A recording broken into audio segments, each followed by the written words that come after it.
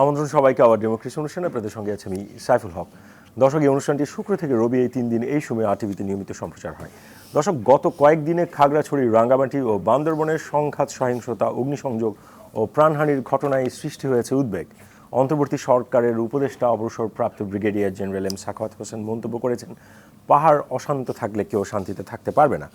খাগড়াছড়ির দীঘিনালায় মোটরসাইকেল চুরিকে কেন্দ্র করে গণপিটুনিতে এক বাঙালি যুবকের মৃত্যুর ঘটনায় পাহাড়ি ও বাঙালিদের মধ্যে সংঘাত বাধে। পরবর্তীতে তা ছড়িয়ে পড়ে রাঙ্গামাটি ও বান্দরবানেও। সহিংসতার ঘটনায় বিপুল সংখ্যক দোকান ও বাড়িঘর পুড়ে যায়, প্রাণ হারায় 4 জন। সহিংসতার ঘটনায় রাঙ্গামাটিতে জারি করা হয় 144 ধারা, এবং যদিও এটি ইতিমধ্যে প্রত্যাহার করেছে জেলা প্রশাসন, তবে শহরের গুরুত্বপূর্ণ স্থানে সতর্ক অবস্থানে নিরাপত্তা বাহিনীর সদস্যরা রয়েছে।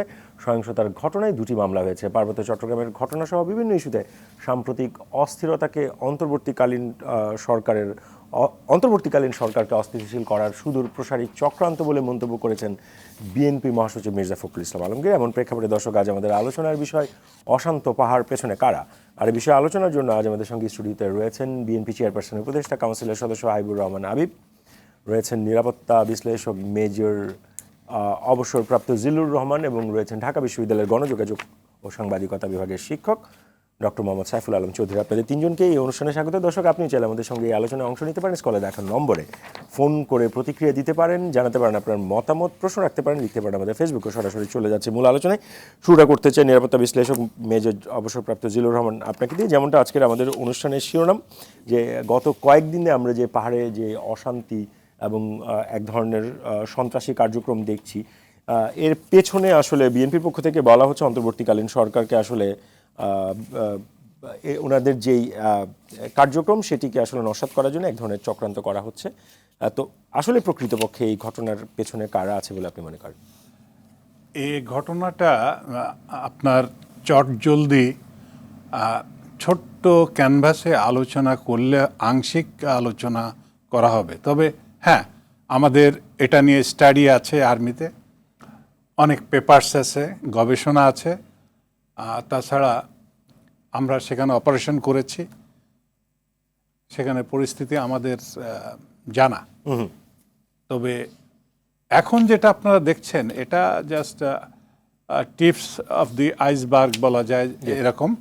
মূল যে সমস্যা সেটা হচ্ছে 62 সালে যে আপনার কাপ্তাই ড্যাম দেওয়া হয়, সেটা আইব আমলের কথা। আইব খান তখন যতটুকু পেয়েছে তাদের রিহ্যাবিলিট করেছে, কিন্তু তখন থেকে তাদের যে দাবি ছিল, সে দাবিটা ছিল এরকম, তারা 1 লক্ষের মতো ডিসপ্লেসমেন্ট হয়েছে এমন কথা বলে। তবে হ্যাঁ, বাস্তবে আমরাও জানি কিছু, যেটা আপনারা এখানে যারা উপস্থিত আছেন দর্শক শ্রোতা, কাপ্তাই যে লেকে আপনারা যান, সেখানে যে স্পিডবোট নৌকায় চলাফেরা করেন, এটা অ্যাকচুয়ালি একটা সিটির মতো ছিল আগে। ওই ড্যামটা দেওয়ার পরে ওখানে পানিটাকে ধরে রাখা হয়, তারপরে জলবিদ্যুৎ তৈরি করার জন্য যা হয়, সেটা পানির নিচে যাওয়াতে অনেকে ক্ষতিগ্রস্ত হয়েছে। এটা মূল নাটশালে আমি ঘটনাটা বলছি। তো সেখান থেকে তাদের ভিতরে একটা অসন্তোষ রয়েছে যে আমরা আমাদের অধিকার থেকে বঞ্চিত হয়েছি, এমন একটা বঞ্চনার অনুভূতি তাদের ভিতরে কাজ করেছে। পাহাড়িদের ভিতরে আমি সাধারণভাবে বলবো, এরা স্বাধীনতার পরপর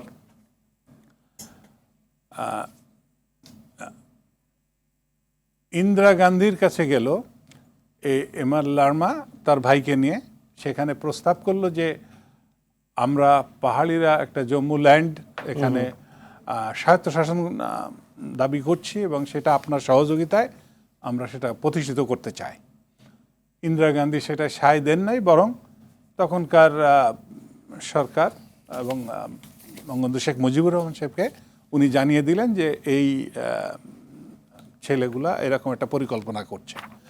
পরবর্তীতে 72 সালে দেশ স্বাধীন হওয়ার পরপরই এই মানবেন্দ্র লারমা, সে তার কয়েকজন লোক নিয়ে, সে হচ্ছে চাকমা নেতা নিজেকে পরিচয় দিতেন, এসে তখন বঙ্গবন্ধু শেখ মুজিবুর রহমানের সাথে দেখা করে বলল যে আপনি যে সংবিধান ড্রাফট করেছেন, এই সংবিধানকে আমরা মান্য করি না, গ্রহণ করি না, বরং আমাদের যে ক্ষুদ্র নৃগোষ্ঠী, আমাদের যে ভাষা সংস্কৃতি, অনেক কিছু এখানে আমাদের সেই স্বীকৃতি দেওয়া নাই, বরং আমাদেরকে বাঙালি করে ফেলে দেওয়া হয়েছে।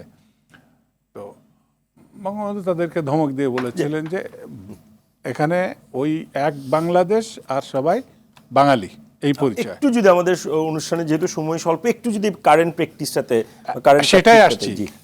এই যে তাদের যে অনুভূতিটা, এরা এই যে শান্তি চুক্তির অনেকগুলা ক্লজ আছে, তখন 1997 সালে 2 ডিসেম্বর শান্তি চুক্তি যখন হয়, এই শান্তি চুক্তি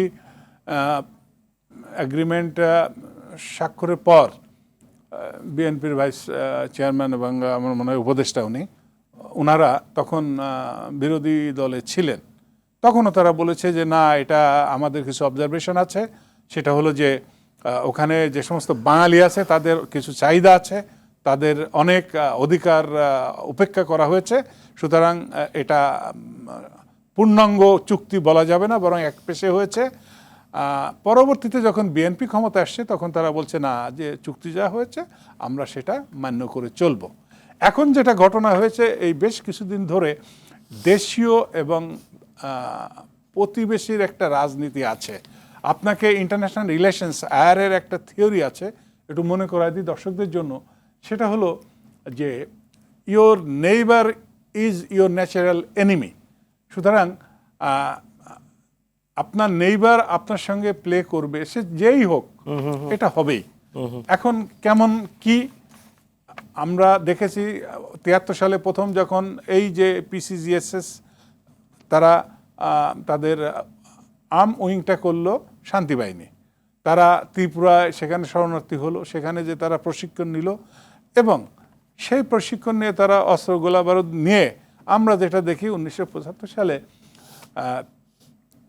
পট পরিবর্তনের পরে পানছড়ির ভগবান টিলায় সেখানে এই যে পাকিস্তানে আত্মসমর্পণকারী সৈনিকদের কিছু গোলা অস্ত্র সব সেখানে খালাস করা হলো, তাদের হাতে দেয়া হলো। এগুলো আমাদের কাছে সব তথ্য আছে, আমরা অপারেশন করেছি, দেখেছি তাদের ক্যাম্প সীমান্তের উপরে দেখা যায় ইত্যাদি। মেজর জিল্লুর রহমান, আমি যে প্রশ্নটা একটু রাখতে চাই সেটি হচ্ছে যে গতকালের একটি খবরে বলা হচ্ছে পার্বত্য চট্টগ্রাম যুব পরিষদের চেয়ারম্যান মোহাম্মদ আসাদুল্লাহ যেটি বলেছেন যে পাহাড় নিয়ে বহু বছর ধরে দেশি বিদেশি ষড়যন্ত্র আছে, এবং এখানে সরাসরি যেটা বলছেন যে ভারতের বিচ্ছিন্নতাবাদী সংগঠনগুলো অস্ত্র দিয়ে সহায়তা করছে। এই গত কয়েকদিন ধরে যে সংঘাত আছে সেইখানেও নাকি ভারতের বিচ্ছিন্নতাবাদী সংগঠনগুলোর এক ধরনের তৎপর আছে বলে উনি মনে করছেন। বিষয়টা কেমন? না, এটা হচ্ছে উনি যেটা বলেছেন, নিশ্চয়ই ওনার কাছে যে তথ্য আছে সেটা। আর আমি নিরাপত্তার একজন ছাত্র হিসেবে ভারতের বিচ্ছিন্নতাবাদী আপনি দেখবেন, বাট মূলত এর পিছনে আমরা ভারতের বিচ্ছিন্নতাবাদী না বলে, আমি নিরাপত্তার দৃষ্টিভঙ্গিতে যদি বলি, সেটা বলবো যে বিচ্ছিন্নতাবাদী হচ্ছে টুলস, এর পিছনেই নেইবারিং কান্ট্রি। আমি কারণেই বলবো যে তারা তাদের নিয়ম আছে, গোয়েন্দার কিছু কর্মকাণ্ড আছে, অবার্ট কাভার্ট কিছু কাজ আছে, অনেক কিছু ওপেনলি করা যায় না। আমি আপনার কাছে পরবর্তী রাউন্ডে এগুলো আমি শুনবো আরো বিস্তারিত। আমি চলে যেতে চাই ঢাকা বিশ্ববিদ্যালয়ের গণযোগাযোগ ও সাংবাদিকতা বিভাগের শিক্ষক ডক্টর মোহাম্মদ সাইফুল আলম চৌধুরী, আপনার কাছে। এই যে গত কয়েকদিন ধরে আমরা পাহাড়ে এক ধরনের সহিংসতার ঘটনা দেখছি এবং অশান্ত হয়ে গেছে, এর পেছনে আপনার বিশ্লেষণটা কি? আসলে কোন ফ্যাক্টরগুলো দায়ী? পাহাড়ের, উনি যেটা বললেন, পাহাড়ের সমস্যাটা এখনকার না। হ্যাঁ, প্রথমত মানে উনি তো 1962 থেকে বলছেন, 60-এও কিন্তু একটা ল হয়েছিল, কারণ যেটা 1900 সালে তারা কিন্তু ব্রিটিশদের কাছে যুদ্ধ করেছিল, যখন একসময় তারা মীর কাসেম আলী যখন দখল করে, তারা যাই হোক, সেটা ব্রিটিশদের ইয়েটা ছিল যে ওইখানে কোনো অউপজাতীয় যে আইনটা ছিল, অউপজাতীয় কোনো জমি কিনতে পারবে না, কিনতে হলে জেলা প্রশাসকের অনুমতি লাগবে। সেটা 1960 সালে আসে পরিবর্তন হয়, যেটা আসলে শান্তি চুক্তিতে গিয়ে এক ধরনের ভূমি কমিশনের মাধ্যমে সেটেলমেন্টে যাওয়ার কথা ছিল। ঠিক আছে, তো এখন পাহাড়ের সমস্যা যদি বলেন যে এটা, হ্যাঁ, এই গত কয়েক বছরের যদি শান্তি আর দূরে না যায়, শুধু শান্তি চুক্তিকে ধরি, তাহলে স্পেসিফিক্যালি 60টা কারণ আপনাকে বলতে হবে, এর কোনোটাই মানে আপনি পাশ কাটিয়ে যেতে পারবেন না। আমার যদি বলেন কারণগুলো যদি একটু। এক নম্বর হচ্ছে শান্তি চুক্তিটা টোটালি আসলে বাস্তবায়িত না হওয়া। জি, কারণ কি, শান্তি চুক্তিতে আপনি আঞ্চলিক পরিষদের যে ক্ষমতাটা দেয়া আছে, যে জেলা পরিষদ তার আন্ডারে থাকবে, ভূমির বন ব্যবস্থাপনা, পুলিশ, এগুলো কোনোটাই এটা আসলে শান্তি চুক্তি বাস্তবায়িত হয়নি, এটি প্রথম এক নাম্বার। কারণ। দ্বিতীয়, 2 নাম্বার হচ্ছে আঞ্চলিক এবং পার্বত্য পরিষদের নির্বাচন কিন্তু আজ পর্যন্ত হয়নি, নানান কারণে হয়, ভোটার তালিকায় হয়নি। 3 নম্বর হচ্ছে ল্যান্ড, যেটা উনি বললেন ল্যান্ডের সমস্যা। আসল মূল সমস্যা এখানেই, কারণ ভূমি কমিশন গঠিত হয়েছিল শান্তি চুক্তির পরে, হ্যাঁ শান্তি চুক্তির পরে 2001 সালে। সেখান থেকে 16 বছর পরে এটা আইনটা চেঞ্জ করার জন্য দাবি তোলে, কিন্তু এই 2016 থেকে পরে কিন্তু আর কোনো অভিযোগ তারা নেয়নি। আগেরগুলো একটাও ডিসপিউটগুলো কোনো রেজলিউশন মানে সলভ হয়নি। তারপর হচ্ছে হ্যাঁ পাহাড়িদের একটা, কিন্তু এটা আপনাকে বুঝতে হবে যে পাহাড়িদের একটা অনেক সময় তারা চুক্তির সময় যেটা বলছিল যে অস্থায়ী ক্যাম্প সরে নিতে হবে, পরবর্তীতে এমন হয়েছে তাদের মধ্যে মানে 4th এবং 5th কারণ রিলেটেড, তাদের মধ্যে কিন্তু পাহাড়িদের মধ্যে বিভেদ আছে। এখন 4টা গ্রুপ, আগে ছিল 2টা গ্রুপ, জেএসএস এর 2টা গ্রুপ, ইউবিডিএফ এর 2টা গ্রুপ। সো ওইটার কারণে সেনাবাহিনীর উপস্থিতি তারা চায় না, সে একেবারে 1972 থেকেই, হ্যাঁ কিন্তু চায় না। কিন্তু যেহেতু এটা আমাদের বর্ডার এরিয়া, সেখানে আমাদের সিকিউরিটি রাখতে হবে। ফলে আপনি কি চাইলো না চাইলো সেটা তো বড় বিষয় না, ন্যাশনাল সিকিউরিটির সবচেয়ে বড় বিষয়। 6th হচ্ছে আপনার বাঙালিদের বসতি, যেটা 1975 এর পর থেকে সেটেলমেন্টের, হয়েছে। হ্যাঁ সেটেলমেন্টের এখানে একটা, কারণ এটা আস্থার সংকট তৈরি হয়েছে, হ্যাঁ এই ইয়াটা নিয়ে যেটা প্রবলেম আসলে, যে এই গন্ডগোলও কিন্তু একজন বাঙালিকে মারা হয়েছে, তারপর থেকে ইয়ে হচ্ছে। তারপর হচ্ছে আমরা শান্তি চুক্তির পর একটা লাভ হয়েছে, সেটা হচ্ছে ডেভেলপমেন্ট হয়েছে, ওখানে পর্যটন হয়েছে, এটা হয়েছে। কিন্তু এই ডেভেলপমেন্টটা অনেক সময় এদের বাঙালি এবং পাহাড়ির মধ্যে ওখানে বিভেদ তৈরি করেছে। আমার মনে হয় এই 7টা কারণ আপনি এটা যদি সমাধান করতে চান। সাম্প্রতিক এই একটা জিনিস যেটা বলা হচ্ছে যে এই অন্তর্বর্তীকালীন সরকারকে অস্থিতিশীল করার জন্য বিভিন্ন জায়গায় মব জাস্টিসের নামেও এগুলো হচ্ছে, তো সেইটার কোনো কারণ এখানে কোনো সংযোগ আছে কিনা? এখন দেশের কোনো একটা জায়গায় বা দেশের পুরো সামগ্রিক পরিস্থিতি যদি ভালনারেবল হয়, তাহলে পর্যটন তো বাংলাদেশের বাইরে না। নিশ্চয়ই। ফলে আপনি যখন পানি যখন অনেক বেশি গরম হবে, তখন তো সে উপচায় পড়বেই, এটা খুবই স্বাভাবিক। ফলে এখানে তাই হচ্ছে। ফলে আজকে হয়তো বা ঢাকা বিশ্ববিদ্যালয় হচ্ছে, কালকে পর্যটন হচ্ছে, পরশুদিন হয়তো বা কুড়িগ্রাম হচ্ছে, অন্য জেলায় হচ্ছে, কোথাও না কোথাও হচ্ছে। এখন এটা ডেফিনেটলি আপনি যদি দেশের আইনশৃঙ্খলা পরিস্থিতি স্মুথ থাকে, তাহলে হয়তো পর্যটনের ঘটনাটা ঘটতো না, হয়তোবা ঘটতো না, বাট ইটস হাইপোথেটিক্যাল। কিন্তু এটা সত্যি যে ওই জায়গার যে স্পেসিফিক এই কয়দিনের সমস্যাটা, এটা কিন্তু যে জিয়ে থাকার সমস্যা, সেটাই ইনস্টিগেট করেছে এই সমস্যাটা, আমার মনে হয়। মানে আপনি চলমান যে ঐতিহাসিক যে সমস্যা, সেটারই এক ধরনের ধারা আমরা দেখলাম, এটি বিচ্ছিন্ন। আমি আপনার কাছে নিশ্চয়ই আসবো। আমি একটু হাবিবুর রহমান হাবিব আপনার কাছ থেকে শুনতে চাই, বিএনপি চেয়ারপারসন উপদেষ্টা কাউন্সিলের সদস্য যেমন হাবিবুর রহমান হাবিব। বিএনপির পক্ষ থেকে যেটি বলা হচ্ছে যে এই সরকারকে আসলে অস্থিতিশীল করার জন্য এগুলো আসলে সুদূর প্রসারী ষড়যন্ত্রের অংশ। আমাদের দুজন আলোচক একটা ঐতিহাসিক প্রেক্ষাপট বললেন, আপনি যদি একটি রাজনৈতিক বাস্তবতা বলেন। আপনাকে ধন্যবাদ। আপনার মাধ্যমে 8টি বিষয়ের মধ্যে দর্শক শ্রোতা দেশে এবং দেশের বাইরে যারা দেখছেন তাদেরকে সশ্রদ্ধ সালাম, বিজ্ঞ দুজন আলোচককে শুভেচ্ছা। আপনারা বিশ্লেষণ করেছেন যে তো আপনার বিশ্লেষণধর্মী বিভিন্ন ঘটনাবলী নিয়ে উনি অনেক সময় আলোচনা করেন, এই ব্যাপারটা সুন্দরভাবে বলেছেন। আমার কথা হলো এটা শুরু তো আগের থেকেই ধরন হয়েছে, ওনারা বলেন 60 সাল 65 সাল, কিন্তু সর্বশেষ যেটা স্বাধীন বাংলাদেশে তারা যখন তাদের আদিবাসী বা তাদের সেই ঐতিহ্য বা তাদের সেই আগের পরিচয় নিয়ে চলতে চেয়েছিল, তখন কিন্তু স্বাধীন বাংলাদেশের তৎকালীন প্রধানমন্ত্রী বলেছিলেন তোরা বাঙালি হয়ে যা। তখন থেকে ওদের ভেতরে কিন্তু ক্ষোভ শুরু হয়েছিল। তারপরে আপনি দেখেছেন বিভিন্নভাবে তারা কিন্তু সেই সরকারকে বিভিন্নভাবে হয়রানি করার জন্য, অর্থাৎ এমনকি স্যাটেলাইট উদ্বোধন করতে যখন গিয়েছিল তখন একটা মারার পরিকল্পনা করেছিল সেই সময়। তারপর থেকে তারা এই যে সন্তুলনমা নেতৃত্বে অনেকদিন তারা পাহাড়ে যুদ্ধ করেছে, শেষ পর্যন্ত এসে আপনার শান্তি চুক্তি করে সরকার। শান্তি চুক্তি নিয়ে যে কথাটা ওনারা দুজন বললেন, আমিও বলতে চাই সেই সময় কিন্তু শান্তি চুক্তিটা পূর্ণাঙ্গ চুক্তি হয়নি। এবং এটা নিয়ে জেনারেল এরশাদ সাহেব একসময় সেনাপ্রধান ছিলেন, দেশের সামরিক স্বৈরাচার শাসকও ছিলেন, তার সাথে আমার যখন শান্তি চুক্তি হলো দেখা হয়েছিল ফেরির পরে। প্রথম তার সাথে একসাথে বসে আমার কথা বলা, তো তখন তাকে আমি জিজ্ঞাসা করেছিলাম যে আপনি তো সেনাপ্রধান ছিলেন, দেশের রাষ্ট্রপতি ছিলেন, বৈধ হোক অবৈধ হোক, শান্তি চুক্তির ব্যাপারে আপনার মতামতটা কি? উনি আমাকে পরিষ্কার বলেছেন এই শান্তি চুক্তিটা প্রকৃতপক্ষে শান্তি চুক্তি হয়নি, এটি এবার হওয়া উচিত হয়নি। কারণ এখানে শত শত সামরিক অফিসারদের রক্ত ঝরেছে, শত শত মারা গিয়েছে, তাই প্রাণটা আমরা কেন দিলাম? আমরা যদি তাদের হাতেই এটা দিয়ে দেবো যে ভূমির উপরে তাদের দখল, বাঙালিকে ওখানে ভূমি কিনতে পারে, যে কিন্তু তাদের কাছে কিনতে হবে, এসব অনেক কিছু উদাহরণ দিয়ে উনি আমাকে বলার চেষ্টা করেছিলেন, আমাদের বিএনপির পক্ষ থেকে কিন্তু বলা হয়েছিল। তো এইটা যদি শান্তি যেটাই করেছিল সেটি যদি সরকার ঠিকমতো বাস্তবায়ন করতো, যেমন ওখানে নির্বাচনের ব্যবস্থা ছিল সেগুলি যদি করতো, তাহলে আস্তে আস্তে হয়তো একটা পর্যায়ে আসতো। সরকার কোনোটাই করে না, শান্তি চুক্তি না করে আন্তর্জাতিকভাবে নোবেল পুরস্কার পাওয়ার একটা চিন্তাভাবনা সরকারের ছিল। অস্ত্র টস্ত্র তারা সেখানে তাদের কাছ থেকে নিল, তারা অস্ত্র সমর্পণ করলো, তার বিনিময়ে তাদেরকে টাকা দেওয়া হলো, অনেক কিছু এখানে দেখানোর চেষ্টা করা হয়েছে, কাজের কাজ কিছুই হয় না। আর পরবর্তী সময় আপনি দেখেন যে এই যে কুকি বিদ্রোহী থেকে শুরু করে তারপর বিভিন্ন এটা ভাগ হয়ে গেছে। এটা কিন্তু ওই শান্তি চুক্তির পরে কিন্তু সন্তুল আলমা চলে আসে, কিন্তু তারপর কিন্তু অনেক বিদ্রোহী গোষ্ঠী ছিল, তাদের সাথে এদের মাঝে মাঝে সংঘর্ষ হতো।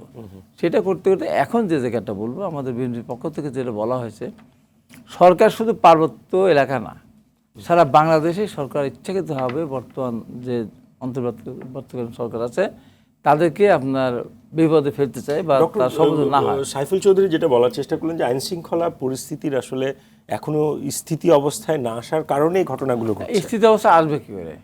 আমরা কিছু তো নেই, আইন শৃঙ্খলা বাহিনী তো এখন একেবারেই তারা নিজেরা একটা অবস্থার মধ্যে আছে, মানে তাদের সাহস করে বলার মতো কিছু নাই।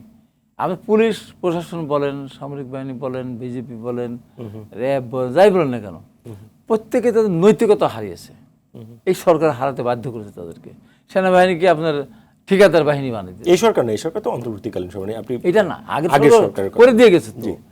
একটা পেশাদার, উনি তো সামরিক বাহিনীর মেজর ছিলেন, সামরিক বাহিনীর যে তাদের যে একটা নিজস্বতা একটা থাকে, ভাব থাকে, বা দেশের প্রতি একটা দায়িত্ববোধ, কর্তব্যবোধ, সততা, এই সমস্ত করে তাদেরকে যখন ঠিকাদার লীগ বানিয়ে দিল, তখন তাদের ভিতরে নানান ধরনের হয়েছে। তারপরে মাঝখানে একবার সরকার এসে নীতি নেতাকে অনেকখানে হারিয়ে ফেলেছে।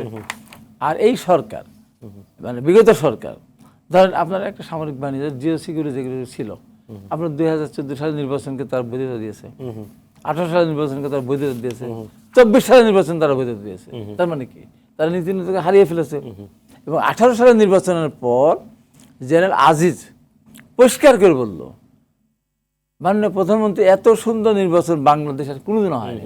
আমি ওই দিনে দুইটা টকশোতে বলেছিলাম যে মাননীয় প্রধানমন্ত্রী, আপনি এখনই ওকে গ্রেপ্তার করেন, আজিজকে এখনই গ্রেপ্তার করেন। এই কথা বলার কেন? আপনি সেনাপ্রধান, তার ভাইয়েরা মাস্তান, আমি তো ওই ভয় পাই না, এখনই গ্রেপ্তার করেন। কারণ সে বাংলাদেশের সমস্ত নির্বাচনকে সে বিতর্কিত করেছে। 73 নির্বাচন, তার পরবর্তী নির্বাচন, আপনি 96 সালের নির্বাচন ছিলেন, তারপরে 2008 সালের নির্বাচনে আপনি জিতেছিলেন, যেভাবে হোক সবগুলো বিতর্কিত করেছে।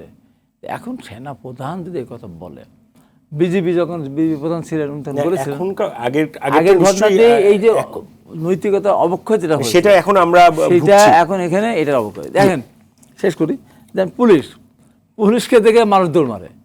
একজন ভাত খাচ্ছে, পুলিশ শুনে মামলা আছে, প্লেট রেখে চলে যায়।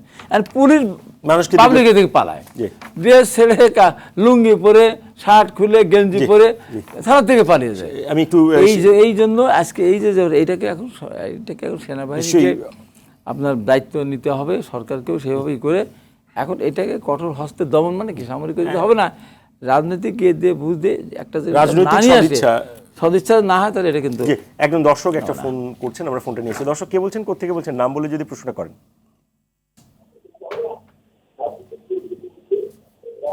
জোরে আমি শুনতে পাচ্ছি না।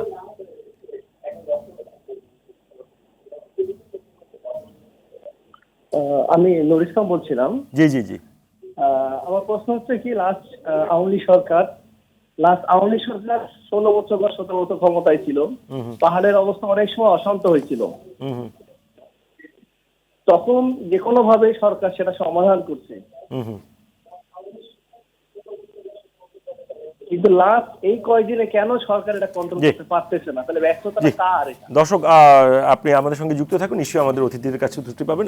মেজর জিলুর রহমান যেটি দর্শক প্রশ্ন করেছেন, সেই প্রশ্নের উত্তরটা দিয়ে যদি আপনার আলোচনা শুরু করেন। হ্যাঁ, আমি অত্যন্ত এই সরকার আসলে এটা কন্ট্রোল করতে পারছে না বলে অত্যন্ত গুরুত্বপূর্ণ একটা প্রশ্ন উনি করেছেন বর্তমান প্রেক্ষাপটে।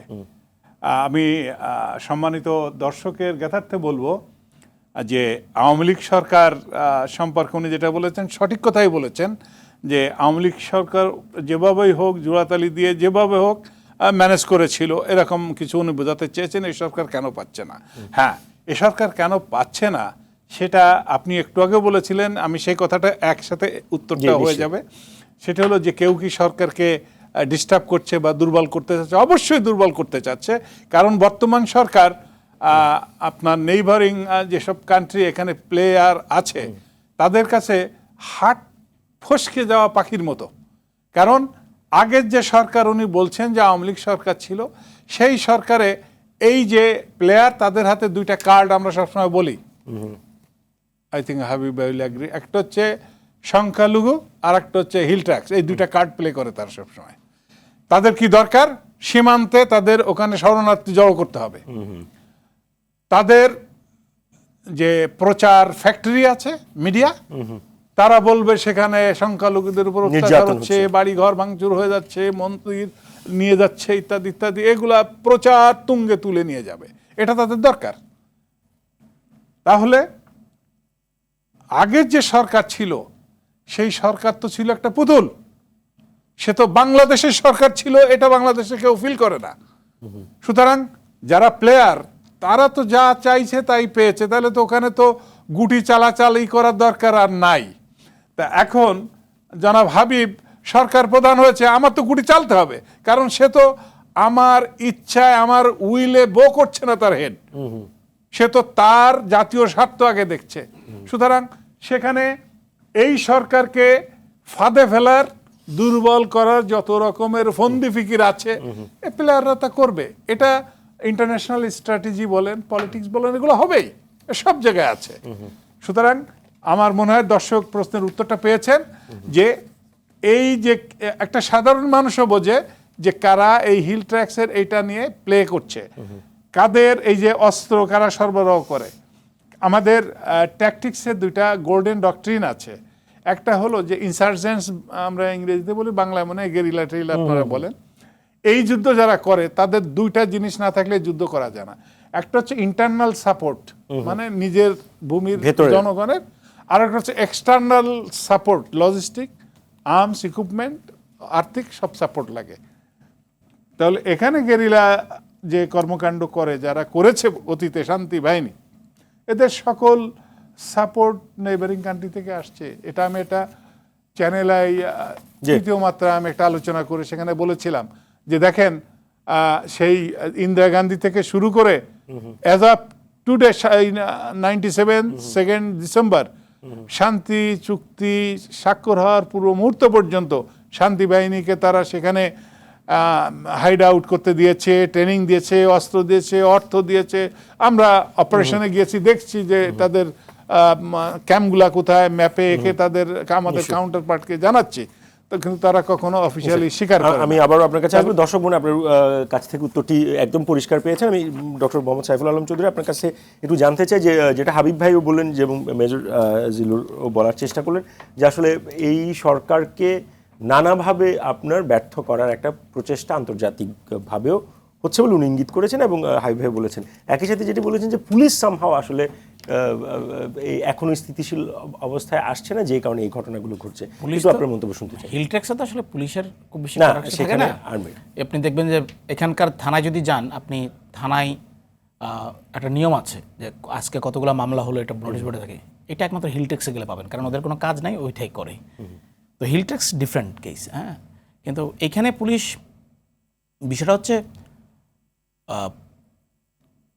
পুলিশ ছাত্র জনতা হত্যা করেছে, এটা আমরা দেখেছি, এটা একটা পার্ট। কিন্তু পুলিশকে আবার মানে তার একটা, যেটাই হোক, পুলিশ হোক, র্যাব হোক, সেটা আপনি বিজিবি হোক অথবা সেনাবাহিনী হোক, দে অল আর ডিসিপ্লিনড মানে বাহিনী, এটা আপনাকে স্বীকার করতেই হবে। হ্যাঁ, তাদের না, যেটা হাবিব বলছে, গত 16 বছরে এখানে এত বেশি পলিটিসাইজ হয়েছে, এগুলো ফোর্স হিসেবে তাদের যে নৈতিক দায়িত্ব, তারা সেই জায়গায় দেখেন, একটা পয়েন্ট হচ্ছে, সেটার আসলে আউটকাম আমরা ভোগ পয়েন্ট করছি। হচ্ছে, যদি আমরা 90-র পর থেকে ধরি, আমাদের শুধু আপনি ভোগ করছেন তা না, পৃথিবীর ইতিহাস বলে বিপ্লবের পরে এই ধরনের ললেসনেস হয়ে থাকে, বরং আমাদের কম হয়েছে। ইউ মাইন্ড ইট, যে এই বিপ্লবের পরে এই দেশের মানুষ যে শৃঙ্খলার পরিচয় দিয়েছে, 3 দিন কোনো সরকার ছিল না, 1 মাস পুলিশ ছিল না, কিন্তু আমরা পৃথিবীর ইতিহাস দেখি বিপ্লবের পরে যেসব আমরা ঘটনা ঘটে না, comparatively better অবস্থানে আছি বলে আপনি মনে করছেন? রাষ্ট্রীয় প্রতিষ্ঠানগুলা, উনি ঠিকই বলেছে, রাষ্ট্রীয় প্রতিষ্ঠানগুলার মোরাল নাই কেন? কারণ তারা তো আর রাষ্ট্রীয় প্রতিষ্ঠানে ছিল না, তারা তো লীগের ক্যাডার হয়ে গিয়েছিল। নিশ্চয়ই। এখন তাদের রিফর্ম হতে একটু সময় দিতে হবে। একটু দেখেন, রিফর্ম হতে সময় দিতে হবে। এবং আমি যখন সাংবাদিক ছিলাম তখন আমি ক্রাইম রিপোর্টার ছিলাম, তো ইট ওয়াজ 2004। প্রথম আলোতে আমি একটা সিরিজ করেছিলাম, পুলিশ রাজনীতির পাগলা ঘোড়া। তো মানে পুলিশের সংস্কার কোনো সরকারই চায় না বাংলাদেশে। সেটা হচ্ছে তাহলে এই পিআরবিটা থাকতো না। এই পিআরবি রেখে আপনি পুলিশ সংস্কার করবেন, এটা কখনোই হতে পারে না। হ্যাঁ, এটা তো বড় বড় মোটা দুইটা পিআরবি ব্রিটিশ আমলে রেখে 1861 সালে এটা হবে না। তো সেটা পরের বিষয়, কিন্তু কথা হচ্ছে পুলিশের মানে বাহিনীটা এত বড় ডিজাস্টার কখনো হয়নি কোনো বাহিনীর উপরে। আমাদের বিজিবির উপর হয়েছিল, সেটা তো আমরা দেখেছি। তারপরে পুলিশের উপরে হয়েছে। এখন এইখানতে পুলিশকে আপনি মোরালি বুস্ট আপ করতে হবে, কারণ পুলিশ ছাড়া আপনি আসলে সিভিলিয়ানকে এইভাবে এই সিভিলিয়ানের এই যে এনার্কি সেটা আপনি দমাইতে পারবেন না। এইটা সেনাবাহিনীর কাজ না। এটা সেনাবাহিনীকে দেখুন একটা ম্যাজিস্ট্রেসি পাওয়ারও দেওয়া হয়েছে। না, তা দিল, ইট ইজ সেনাবাহিনী is not design for that. এটা সাময়িক। সেনাবাহিনী অন্য ধরনের ডিসিপ্লিন বাহিনী। আপনি সেনাবাহিনীর কাজ হচ্ছে দেশের না, সেটা বুঝেও তো রাষ্ট্রের যারা এই মুহূর্তে পরিচালনায় আছেন সেনাবাহিনীর ডিসিপ্লিন অ্যাপ্রোচ বুঝেও তো তাদেরকে ম্যাজিস্ট্রেসির দায়িত্বটা দিয়েছেন। 2001, 2007 আমরা সেনাবাহিনীকে দেখেছি। হচ্ছে আমি বলবো যে আমার দুইটা ওই সময় রিপোর্টিংয়ের অভিজ্ঞতা থেকে বলতে পারি, ওই দুটাতে এত কুল সেনাবাহিনী ছিল না। এখন সেনাবাহিনী যতটা কুল, আমরা অনেকগুলো ঘটনা দেখেছি, হাইকোর্ট থেকে শুরু করে আজিমপুর অনেকগুলো জায়গায় দেখেছি সেনাবাহিনীর অফিসাররা কিন্তু কুল। এত কুল সেনাবাহিনী আসলে হওয়ার কথা না সিভিলিয়ানদের এরকম এনার্কির ক্ষেত্রে। সো সেটা এভাবে আপনি সেনাবাহিনী দিয়ে আপনি সিভিলিয়ান এনার্কি ঠেকানো যায় না, তাহলে অন্য একটা আশঙ্কা থেকে যায়। কিন্তু পুলিশকে বুস্ট আপ করতে হবে, এবং পুলিশকে বুস্ট আপ করতে আমার অভিজ্ঞতা থেকে আমি যেটুকু বুঝি সেটা হচ্ছে পুলিশের মধ্যে দুটো ভাগ আছে, একটা হচ্ছে বিসিএস অফিসার, একটা হচ্ছে ডিপার্টমেন্টাল অফিসার। আপনাকে ভালো সৎ ডিপার্টমেন্টাল অফিসারদেরকে দিয়ে ওদেরকে বুস্ট আপ করতে হবে। কারণ মানে এত বড় ডিজাস্টারের পর সত্যি কথা, আপনি যদি পুলিশে থাকতেন, আপনি কোন ইয়েতে আপনি দেখবেন যে সন্ধ্যার পরে একটা ট্রাফিক সার্জেন্ট থাকে না, কারণ তার মধ্যে ভয় ঢুকে গেছে। এইটা যেটাই হয়ে থাকুক, যেভাবে হয়ে থাকুক, পুলিশকে যেভাবে পলিটিক্স করে থাকুক না কেন, পুলিশকে আমার ফিরে আনতেই হবে, এটা তো মাস্ট। নিশ্চয়ই সেটা তো তাহলে এটার সংস্কারটা লং টার্ম প্রসেস। আরেকটা বিষয় একটু আপনার কাছ থেকে মন্তব্যটা শুনতে চাই, যেটা বাকি দুজন আলোচকও বললেন যে এই সরকারকে বেকায়দায় ফেলার জন্য ইন্টারন্যাশনাল যারা প্লেয়ার আছে তারা সক্রিয়, এবং যেটারই আসলে এক ধরনের আমরা ডিসপ্লে দেখলাম হচ্ছে পাহাড়ের বিষয়। এই বিষয়ে আপনার মন্তব্যটা? পাহাড়ে উনি তো বললেনই, মানে শান্তি বাহিনী শুধু আমাদের শান্তি বাহিনী না, আপনি মিয়ানমারের বিদ্রোহী গ্রুপগুলো আছে, ঠিক আছে, ওখানে আসে 60টার পরে আমরা গত এপ্রিলে 2024 সালের এপ্রিলে কুকিচিনকে দেখলাম, ঠিক আছে। তো এটা আবার আমাদের ওখানকার যারা দায়িত্বে আছেন তাদেরও ব্যর্থতা। কুকিচিন এত বড় একটা ডিজাস্টার ঘটায় কই চলে গেল, শুধু ব্যাংক লুট করে না, আর্মস লুট করে গেল। তাদেরকে আমরা মানে নিচু সারির দু একজনকে ধরতে পেরেছি, কিন্তু আসলগুলোকে ধরতে পারিনি। সো ফলে এমন কোনো দেশ পাবেন না যেখানে বর্ডারে, কারণ বাংলাদেশের 3 পাশে ইন্ডিয়া, এক পাশে মিয়ানমার, তো দুটো দেশেই বিদ্রোহী গ্রুপ আছে, এবং দুটো দেশেই সবসময় আমাদের সাথে স্বাস্থ্য সংশ্লিষ্ট কনফ্লিক্ট যদি আপনি দেখেন, মানে একেবারে 75-এর পর থেকে দু দেশেই ট্রাম্প কার্ড প্লে করার চেষ্টা করেছে। এটা সত্যি কথা, এটা বাইরের অনেক দেশে আছে। তো ফলে এটা আমাকে মাথায় রাখতেই হবে। হ্যাঁ, এখন যদি ইন্টারন্যাশনাল সেরকম ষড়যন্ত্র হয়, তাহলে অবশ্যই এটা প্রুভ করতে হবে আমাকে। আমিও মানে বোগাস মানে রাজনৈতিক পলিটিক্যাল ট্রাম্প কার্ড খেললে হবে না, প্রুভ করতে হবে, বিশ্ববাসীকে দেখাতে হবে, দেখো দিস ইজ দ্য ক্যারেক্টার। যে অভিযোগটি করছি সেটির আসলে প্রমাণ সাপেক্ষ অভিযোগ হওয়া প্রয়োজন। আপনাদের আলোচনা আমরা শুনবো, তবে একটা বিরতি নিয়ে আসছি। দর্শক, আমার ডেমোক্রেসিতে নিচ্ছি ছোট বিরতি, আমাদের সঙ্গেই থাকুন, ফিরছি একটু পরে।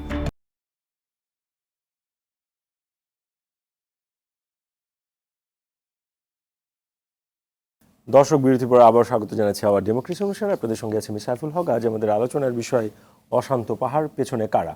আমরা আবারও ফিরছি আলোচনায়, আবারও চলে যাচ্ছি বিএনপি চেয়ারপারসন উপদেষ্টা কাউন্সিলের সদস্য হাবিবুর রহমান হাবিব আপনার কাছে, যেটি বিএনপির পক্ষ থেকে বারবার এই সরকারের যাত্রা শুরু থেকে বলা হচ্ছিল যে যৌক্তিক সময় তারা সরকারকে দিতে চায় এবং যেই সংস্কারগুলো প্রয়োজন সেই সংস্কারগুলোর সাথে বিএনপিরও এক ধরনের একাত্মতা আছে।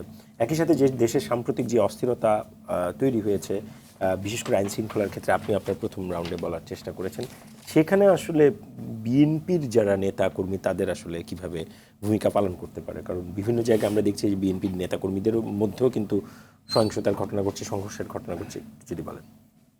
খুব পরিষ্কার করে একটা উত্তর দেই।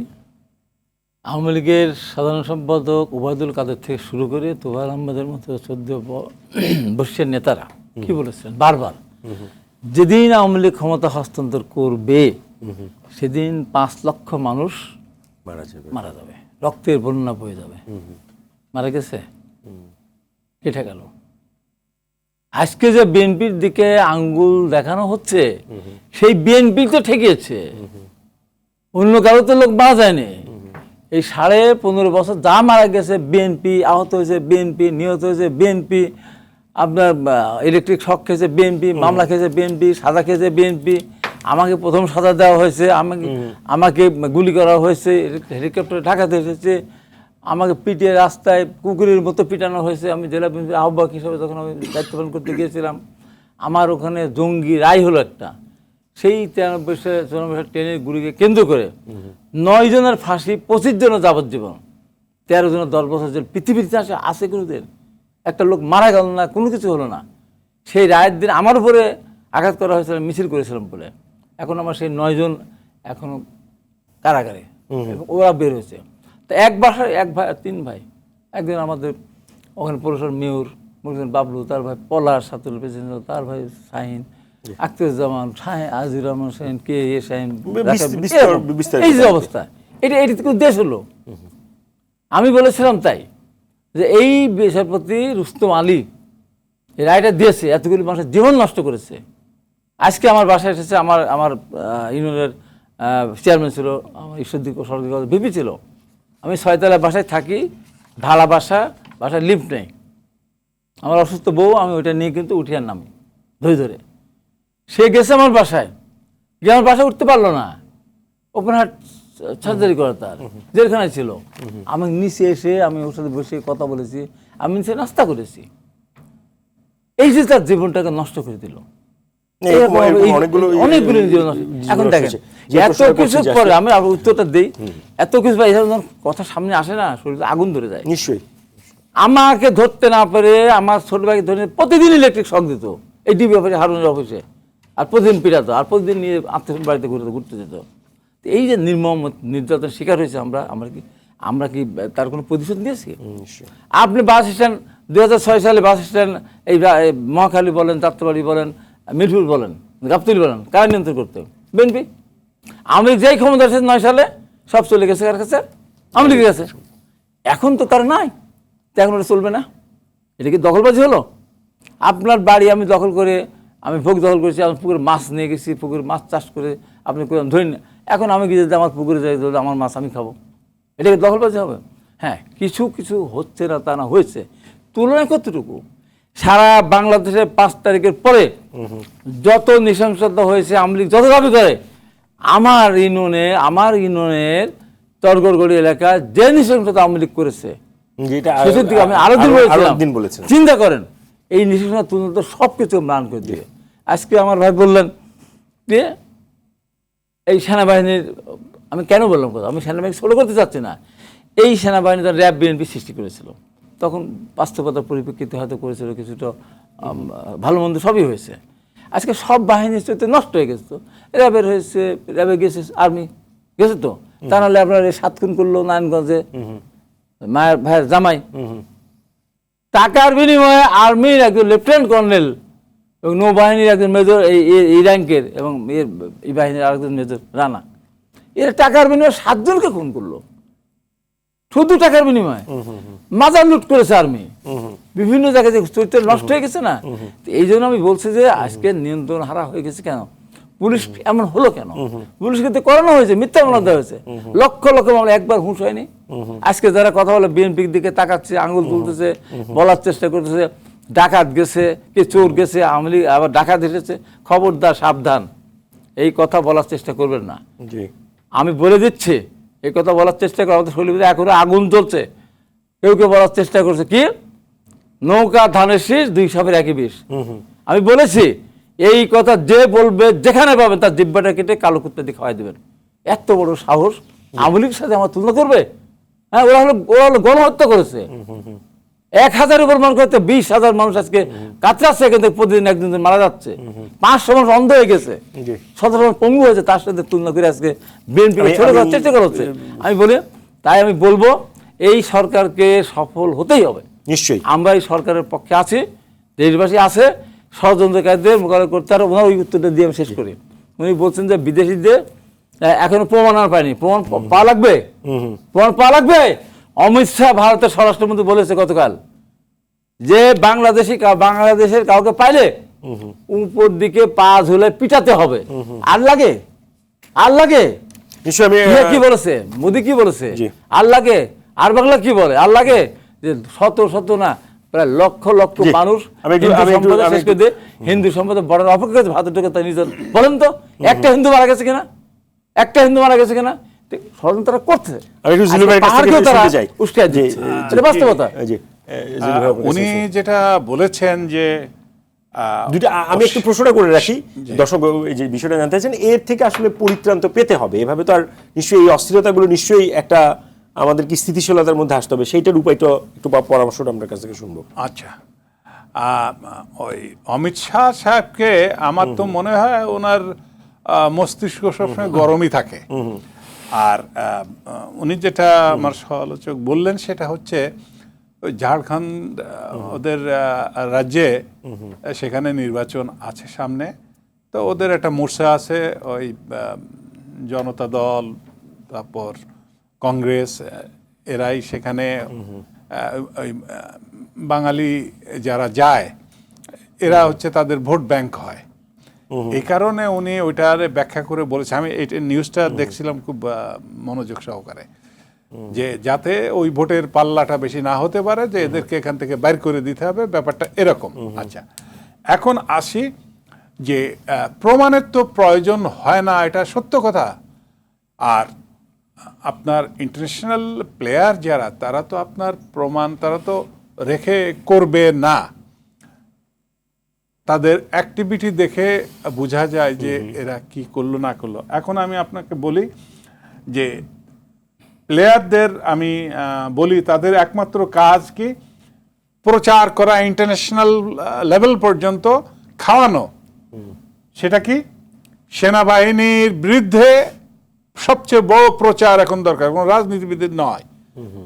তারা পাহাড়ে উৎপীড়ক, শত শত নারীকে প্রতিদিন ধর্ষণ করে ধর্ষকের খেতাব তোকমা তাদের গায়ে দেওয়া, আর সেনাবাহিনীকে পাহাড় থেকে এখান থেকে সরিয়ে দেন, এইটা আমরা একাকার করে এখানে আমাদের রাজ্যের আসল কথা আমরা সেইটা করতে পারি। এখন যেটা আপনি বলছিলেন সেটাই জায়গা আছে, সেনাবাহিনীতে ওখান থেকে যদি সরায় ফেলতে পারে তাহলে অস্থিতিশীলতা আরো বাড়তে পারে। আর এই সরকারকে যদি নড়বড় করে ফেলা যায় তাহলে এই সরকার বাধ্য হবে আমি যা চাই সেই চাওয়া পূরণ করতে। আপনি যখন শক্ত থাকবেন, অন্য জায়গায় আপনার কোনো দুর্বলতা না থাকবে, তখন আপনি যেমন একটা বার্গেনিং ইস্যু নিয়ে স্ট্রংলি ইনগেজড হতে পারবেন, তখন আপনি এই এত জায়গায় যখন ইনগেজড হয়ে যাবেন তখন সেটা পারবেন না। এটা হচ্ছে ইন্টারন্যাশনাল রুলস নর্মস, এটা সবাই বোঝে। আমাদের মূল কথা এখন আমাদের জাতিগতভাবে ঐক্য থাকতে হবে। আরেকটা কথা ওনাকে আপনি প্রশ্ন করেছেন, সেটাও আমি কভার করে দিই। সেটা হলো যে ওনারা যৌক্তিক সময় দিতে চান। আবার তারেক রহমান আমি দেখলাম যে উনি বলেছেন যে এই সরকার জনগণের সরকার, এই সরকারের সময় দিতে হবে, সরকারকে সমর্থন দিতে হবে। ওনার দলও তাই করছে, এখন দরকারও তাই। এটা একটা জাতীয় ঐক্যের সরকার, এই কথাটা উনি এক কথায় অনেক কিছু মিন করেছে। তো দল চালাতে গেলে, কর্মী ঠিক রাখতে গেলে, সমর্থক ঠিক রাখতে গেলে তো মাঝে মধ্যে একটু মহড়া দিতে হবে, মিটিংয়ে আনতে হবে, মিছিলে আনতে হবে, ভোটের কথা বলতে হবে, চাহিদা পূরণের জন্য চাপে রাখতে হবে। কিন্তু তার বাইরে মূল সত্য যেটা, যেই ভুট্টো সাহেব যেমন বলছিল যে সিন্ধি ভিজিট করার সময় উনি সিনরা ওখানে অটোনমি চায়, তো ওখানে সাংবাদিক বলছিল কি বলছে বলে যে হ্যাঁ ওদের কথা তো যৌক্তিক মনে হয়। উনি কারাচি এয়ারপোর্টে বিকালে আসলে বলছে যে আপনি নাকি ওদের অটোনমি যৌক্তিক মনে করছেন, তাহলে কি দিয়ে দিবেন? তা সারা পাকিস্তানে এরকম কথাবার্তা উঠছে। ও তো सोबे का बात है, शाम का किया बात ओ पूछो, मैं तो पॉलिटिकल लीडर हूँ। তা রাজনীতিবিদদের কথা তো অনেক রকমের বৈচিত্র্য পরিস্থিতির জন্য, কারণ ওনাদের তো সব ম্যানেজ করতে হয়। ওনাদের চোরের ভোটের যে মূল্য, পীর সাহেবের সেই ভোটে ভোট একটাই। জি, আমি আবারও যেতে চাই অধ্যাপক ডক্টর সাইফুল আলম চৌধুরী আপনার কাছে। যেমনটা বলা হচ্ছে যে আসলে সরকারকে একটা যৌক্তিক সময় দিতে হবে এবং সরকারকে অনেকগুলো অ্যাভিনিউ কভার করতে হচ্ছে, যেই কারণে আসলে এই যে অস্থিতিশীলতার জন্য একটা চ্যালেঞ্জ যেমন আছে, আবার একই সাথে একটা, যেহেতু এটা জিলুভাবে বলার চেষ্টা করুন যে এটা জাতীয় ঐক্যের সরকার, তো তাদের আসলে অনেক দায়িত্ব আছে এবং সেখানে আসলে রাজনৈতিক দলগুলোর আসলে ভূমিকা, এটা যদি বলেন। না, ডেফিনেটলি এটাতে কোনো সন্দেহ নেই, যেটা অভ্যুত্থানের মাধ্যমে আসছে। সব অভ্যুত্থান কে করেছে? জনগণ করেছে। সো ডেফিনেটলি সেই দৃষ্টিকোণ তো অবশ্যই জনগণের সরকার, সেটাকে বিষয়ে তো কোনো প্রশ্ন থাকতে পারে না। কিন্তু কথা হচ্ছে সংস্কার আমি করব, কিন্তু আমার ফার্স্ট প্রায়োরিটিগুলো কী? আর ডেফিনেটলি অলরেডি 8 তারিখ থেকে যদি ধরি তাহলে কিন্তু অনেক দিন হয়ে গেছে। সো বিবৃতি দিয়ে আসলে মব ঠেকানো যায় না। হ্যাঁ, আপনি দেখেন যেদিন প্রথম কোথায় হলো, আদালতে আইনজীবীরা, আপনি যেই হোক, চোর হোক, যাই হোক, যদি আসামি হোক, একজন আইনজীবী যখন কালো গাউন পরেন, উনি যদি কোনো যে কাউকে হামলা করেন, সেটা প্রফেশনাল নর্মসের বাইরে, সেই পানিশমেন্টটা আমার দেওয়া দরকার ছিল। তাহলে পরবর্তী কাণ্ডগুলো ঘটতো না, শিক্ষকদের উপরে, মাজার, সব একের পর এক। কারণ আমি যদি প্রথমেই স্টেপ নিতাম যে ভাই আপনি প্রফেশনালি, আপনি এমন একটা প্রফেশনে আছেন যেটা মানুষের সেবা করার প্রফেশন, সেইখানে আপনি গেছে তো বিচার করার জন্যই, তাই না? এবং শুধু তা না, ওখানে কিন্তু জাজের মানে রুমে ঢুকে হই হুল্লোড়, এগুলো প্রফেশনাল নর্মসের সাথে যায় না। আপনি যদি প্রত্যেকটা প্রফেশনাল নর্মস থাকে, আপনি যদি নর্মসগুলো ভেঙে ফেলেন, তাহলে কিন্তু মব আপনি ক্রিয়েট হবে। তখন মব ইনজাস্টিস বলেন, মব জাস্টিস বলেন, মব রুল বলেন, হোয়াট এভার ইটস, আপনি এটাকে কন্ট্রোল করতে পারবেন না। সো ফার্স্ট প্রায়োরিটি ডেফিনেটলি আইনশৃঙ্খলা পরিস্থিতি, মানে তার, কারণ আইনশৃঙ্খলা পরিস্থিতি যখন ভালনারেবল হবে, সেখানেও ওই চ্যালেঞ্জটা আসলে কোথায় হচ্ছে ডক্টর চৌধুরী? যে আমার কাছে রায়বেরা বলছেন যে গত 15 বছরে যে পচনটা ধরেছে সেটা আসলে 1-2 মাসে রিকভার করাও আসলে কতখানি লজিক্যাল, সেই প্রশ্নটা কিন্তু উনি তুলেছেন। দেখেন আপনি এখন ধরেন পুরো ওল্ড স্কুল আপনি বাদ দিয়ে তো নতুন 2 লাখ পুলিশ আনতে পারছেন না এই মুহূর্তে। আপনার অ্যাডমিনিস্ট্রেশন চলছে না, আপনি সচিবালয়ের বা আপনি তো চেয়ারম্যানগুলোকে আমি বাদ দিয়ে দিলাম, লোকাল চেয়ারম্যান বাদ দিয়ে দিলাম, জনগণ সেবা পাচ্ছে না, তাহলে সেটা তো ওল্ড স্কুল, সেটা কে পাচ্ছে? পুলিশের ক্ষেত্রে তো এটা তো আর ব্যক্তি আনলো হবে না, এটা একটা ট্রেন, এটাও তো এক ধরনের ট্রেন। আমি বলছি যে সমস্ত প্রশাসন সবকিছু আওয়ামী লীগ শেষ করে দিয়ে গেছে, এ বিষয়ে আমার কোনো সন্দেহ নেই। তাহলে আমার সিভিল অ্যাডমিনিস্ট্রেশন যদি চলতে পারে সেম ইয়া দিয়ে, তাহলে পুলিশ কেন চলতে পারবে না? আনসার কেন চলতে পারবে না? বিজিবি কেন চলতে পারবে না? আমি আপনার কাছে আসবো, তাই না? তা আমি তো চেয়ারম্যান সবাইকে